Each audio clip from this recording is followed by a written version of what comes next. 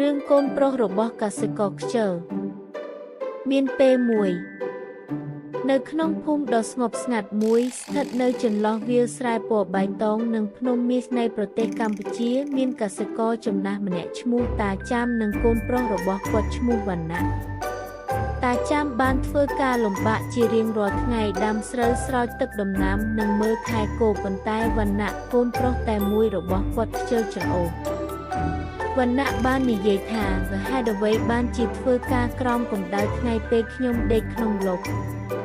ទោះបីឪពុកសុំជំនួយប៉ុន្មានដងក៏លោកវណ្ណៈមិនព្រមរាត្រីមួយសុបិនមួយ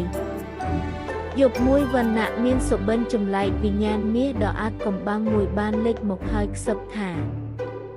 នៅក្រោមដើមអំពិលធំក្នុងចំការរបស់គ្រួសារអ្នកមានកំណប់លាក់កំបាំងប៉ុន្តែមានតែដៃរបស់អ្នកទេដែលអាចបង្ហាញវាបានវណ្ណៈភ្ញាក់ឡើងដោយបើកភ្នែកធំមាសលាក់នៅក្នុងវាលគាត់ដកដង្ហើមធំដោយមិនប្រាប់ឪពុកខ្លួនទេវណ្ណៈក៏ប្រញាប់ទៅវាលហើយចាប់ផ្ដើមជីកកកាយក្រោមដើមអំពិលពីមួយថ្ងៃទៅមួយថ្ងៃគាត់ជីកពេញមួយថ្ងៃគាត់បានរកឃើញអ្វីសោះប៉ុន្តែគាត់បានបន្តគាត់កាប់ស្មៅទាញធ្នូមកលើដីស្ងួតនៅពេលដែលគាត់ជីកកាន់តែជ្រៅដីក៏កាន់តែសម្បូរបែបបក្សីបានត្រឡប់មកវិញភ្លៀងបានធ្វើឲ្យដីទន់ដង្កូវនិងសត្វល្អិតបានធ្វើឲ្យដីមានសុខភាពល្អឡើងវិញ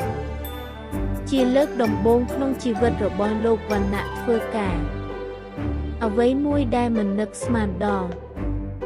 សប្តាហ៍បានកន្លងផុតទៅនៅតែគ្មានទ្រព្យសម្បត្តិប៉ុន្តែមានរឿងអស្ចារ្យមួយបានកើតឡើងវាបានរីកដុះដាលដំណាំដុះលូតលាស់ខ្ពស់ជាងពេលណាទាំងអស់ដីដែលធ្លាប់ស្ងួតឥឡូវសម្បូរបៃតងអ្នកភូមិមកសរសើរការផ្លាស់ប្ដូរ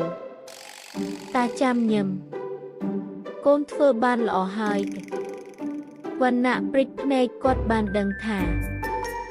ទ្រព្យសម្បត្តិមិនមែនជាមាសទេវាជាផលផ្លែនៃការងាររបស់គាត់ចាប់ពីថ្ងៃនោះទៅវណ្ណៈក្រោកពីព្រលឹមគាត់បានជួលដីជួយអ្នកជិតខាងហើយថែមទាំងដាំដើមស្វាយឲ្យកូនទៀតគាត់លែងស្វែងរកកំណប់ទ្រព្យដែលលាក់ទុកទៀតហើយដោយសារតែគាត់បានរកឃើញវារួចហើយនៅក្នុងគ្រួសាររបស់គាត់វាលស្រែនិងដៃពីររបស់គាត់ផ្ទាល់សីលធម៌នៃរឿងនេះការងារលំបាកនាំមកនៅរង្វាន់ពិតប្រាកដទោះជាមិនភ្លឺដូចមាសក៏ដោយ